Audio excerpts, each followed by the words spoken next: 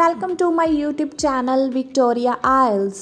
Please subscribe my channel and keep watching this video till end.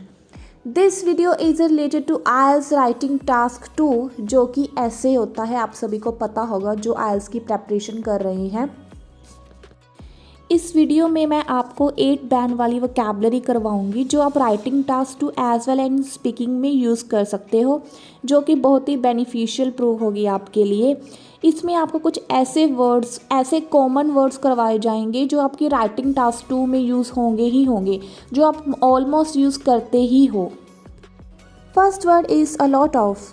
आप अ lot of की जगह पे क्या यूज़ कर सकते हो? Plethora of reasons, abundant of causes, innumerable of reasons and umpteen of reasons। a lot of हम speaking में भी बहुत बार यूज़ करते हैं, राइटिंग टास्क में बहुत बार यूज़ किया जाता है, ये ऑलमोस्ट यूज़ होता ही होता है। हम कहते हैं there are a lot of reasons behind this situation. आपको अ लॉट ऑफ का यूज़ नहीं करना है। आप अ लॉट ऑफ की जगह पे ये 4 वर्ड्स मैंने आपको बताए हैं, प्लेथोरा, अबंडेंट, इनम्बरेबल, अम्पटीन, आप ये यूज़ कर सकते हो। जी आपके 8 बैंड स्कोर वाले आपके वोकैबलरी के वर्ड्स हैं। Second is to solve this problem. हमको राइटिंग टास्क में कुछ ऐसे आते हैं जिसमें हमको सोल्यूशंस देने होते हैं, और हम सोल्यूशन देने के लिए क्या यूज़ करते हैं? To solve this problem. And आप टू सॉल्व दिस प्रॉब्लम की जगह पे क्या यूज़ कर सकते हो? आप इसकी जगह पे लिख सकते हो in order to tackle this issue, in order to address this issue, to address this problem. Tackle के मैंने कुछ और वोकैबलरी लिखी है, रेड जो मैंने हाईलाइट किया है नीचे।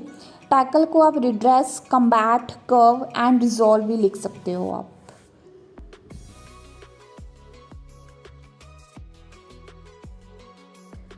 Third one is steps. हम राइटिंग टास्क में कुछ ऐसी लाइंस को बहुत बार यूज़ करते हैं जैसे गवर्नमेंट शुड टेक स्टेप्स या फिर society should take.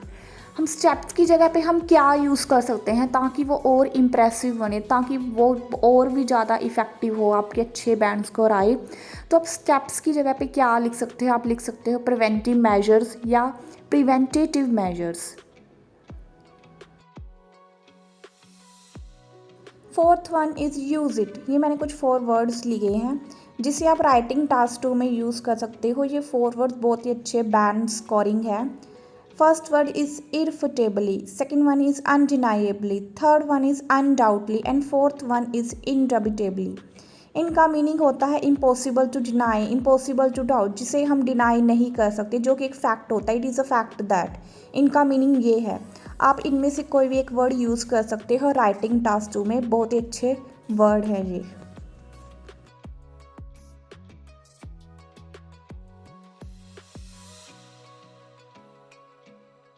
Fifth one is adding spotting ideas. अगर हमने कोई एक आइडिया दे दिया है और अगर हमको सेकंड पॉइंट देना है, हमको कोई सेकंड रीज़न या सेकंड बेनिफिट या किसी भी चीज़ का कोई आइडिया या कोई पॉइंट बताना है, तो हम उसके एज अ कनेक्टर यूज़ कर सकते हैं, जिसे आप कनेक्टर्स बोलते हो। ये स्पॉटिंग आइडियाज़ के लिए कुछ वोकैबलरी होती है। जैसे फर्स्ट है furthermore, second one is moreover, third one is apart from this, fourth one is in spite of this, fifth one is in addition to this, additionally and besides. आप इसमें कोई भी use कर सकते हो अगर आपको कोई नेक्स्ट पॉइंट देना है आपको अपना। Six is for contrasting ideas. अगर आपने कोई बॉडी पैराग्राफ 1 में कोई आपने पॉजिटिव दिया है, अगर आप उसका नेगेटिव बताना है, इसके विपरीत बताना है, जो उल्टा बताना है आपको आइडिया, एक तरफ आपने बहुत ही अच्छा बोला है, उसके पॉजिटिव इम्पैक्ट्स बोले हैं, तो दूसरी तरफ आपको कुछ उसके नेगेटिव इम्पैक्ट्स बताने हैं, आपको कंट्रास्ट करना है आपके 2 आइडियाज़ को। देन आप कौन सी वोकैबलरी यूज़ करोगे? आप यूज़ कर सकते हो however, nonetheless, nevertheless, on contrary, while और whereas. Seventh one is for example. आपको राइटिंग टास्क 2 में एग्ज़ाम्पल देनी ही देनी है। अगर आपको कोई जेन्युइन एग्ज़ाम्पल नहीं आती है तो आप कोई सर्वे, हाँ, जिसे हम फेक एग्ज़ाम्पल कहते हैं, तो आप वो भी यूज़ कर सकते हो। अगर आपको अच्छी एक जेन्युइन एग्ज़ाम्पल आती है तो आप जेन्युइन एग्जाम्पल लिखो, क्योंकि जेन्युइन एग्जाम्पल के 8 बैंड स्कोर होते हैं। अगर आप जेन्युइन एग्जाम्पल लिखोगे, मैं उसके बेस पे भी एक वीडियो बनाऊंगी जिसमें आपके टॉपिक के रिलेटेड जेन्युइन एग्जाम्पल्स दी होगी, आप वो लर्न कर सकते हो। अगर आपको कोई आपको एग्जाम्पल देनी है, फॉर एग्जाम्पल लिखते हो आप नॉर्मली, आप फॉर एग्जाम्पल की जगह पे क्या यूज़ कर सकते हो, आप यूज़ कर सकते हो for instance, to illustrate, to exemplify. Then आपको उसके बाद क्या यूज़ करना है, आप लिखोगे टू एग्जाम्पलीफाई के बाद according to a survey it can be manifested that. या तो आप ऐसे यूज़ कर सकते हो, या आप अगर आपको कोई रिसर्च लिखनी है तो आप लिख सकते हो a research of Oxford University it stated that. After that आप कोई भी डाटा यूज़ कर सकते हो इस to exemplify, then according to a survey it can be manifested that. इसके बाद कोई भी डाटा या कोई भी सर्वे यूज़ कर सकते हो।